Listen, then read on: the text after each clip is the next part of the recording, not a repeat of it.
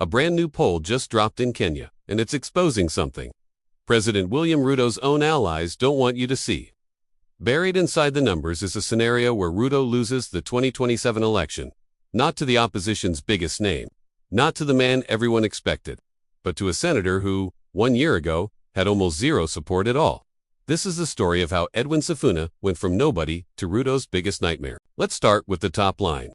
Released this Friday, the TIFA poll, one of Kenya's most trusted pollsters, put President Ruto at 24%. Nationally, as the preferred pick for 2027, sounds like a comfortable lead, right? Except, 24% means 3 out of every 4 Kenyans do not want him back. Behind him, Nairobi Senator Edwin Sifuna at 15%. Former Interior CS Fred Matiang'i at 14%. Kalonzo Musyoka at 13%. Former Deputy President Rigathi Gachagua trailing at just 7%. And here's the wild card. 20% of the entire country still hasn't decided. That's 1 in 5 Kenyans. Undecided. Up for grabs. But here's where it gets dangerous for Ruto. Add Sifuna's 15% to Matiang'i's 14%, and you get 29%. That's 5 points higher than Ruto's current standing. In other words, if just 2 opposition figures decided to stop competing with each other and start competing with Ruto, on paper, right now, today, they beat him. This is the nightmare scenario every incumbent African president fears. A fragmented opposition that suddenly isn't fragmented anymore. Now let's talk about the man at the center of this, because his rise is genuinely wild. Back in 2025, Edwin Sifuna had virtually no national presidential support. Zero. He wasn't even in the conversation. By May 2026, he'd climbed to 10%. 1 month later, June 2026, he's at 15%. That's the single fastest rise of an NY political figure in this entire poll. Faster than Matiang'i, faster than Gachagua, faster than anyone. And it's not just a national story, it's happening inside his own party. This is where things get really interesting. Sifuna belongs to ODM, Kenya's biggest opposition party. And technically, ODM has been cooperating with Ruto's government. But Sifuna has broken from that script entirely.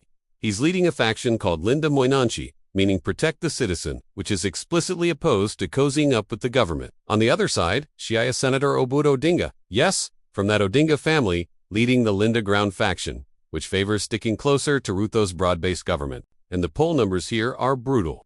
74% of ODM supporters back Sifuna's anti-government wing. Only 20% back Oburu's pro-cooperation wing. That number was already lopsided in May at 73-24, and a month later, Sifuna's side grew even more. Even wilder inside his own party, ODM supporters were asked who they want as president. Sifuna, 44%. President Ruto himself, just 20%. Let that sink in. Ruto is technically working with this party's government, and even its own voters don't want him. This isn't just an election poll anymore. This is a party splitting in half in real time, and we're watching it happen on social media, with Sifuna openly trolling the rival faction. At one point, posting the jab, Linda ni Miamo, roughly, Linda's now won, after his side crushed theirs in an earlier poll. Zoom out to the map, and you see Kenya's political tribalism laid completely bare. Ruto dominates the north. Sifuna is strongest in western Kenya. Matiang'i owns Nyanza. Kalonzo controls lower eastern, and Gachagua, despite his low national number, still holds Mount Kenya. The region that used to be Ruto's own backyard. Nobody has the whole country. Everybody has a fortress. And that's exactly why the 20% undecided number matters so much. Whoever can break out of their regional box first wins this thing. And here's the number that ties it all together. 52% of Kenyans now oppose Ruto's broad-based government arrangement, the deal that brought ODM into his coalition in the first place. Only 30% support it. So think about what's actually happening here. The coalition strategy that was supposed to make Ruto stronger is making his own coalition partners' voters turn against him. And the guy benefiting the most is the senator nobody was talking about 18 months ago. So here's the question Kenya is asking tonight. Does Sifuna keep rising? Does he and Matiang'i actually join forces? Or does Ruto's 84% iron grip on his own UDA base carry him through a split opposition all the way to a second term? One thing's for sure, with 20% of the country still undecided and 80 months left on the clock, this race is nowhere near settled. Drop your prediction in the comments. Who do you think wins 2027? And if you want to stay on top of every twist in this story, hit subscribe, because this one is just getting started.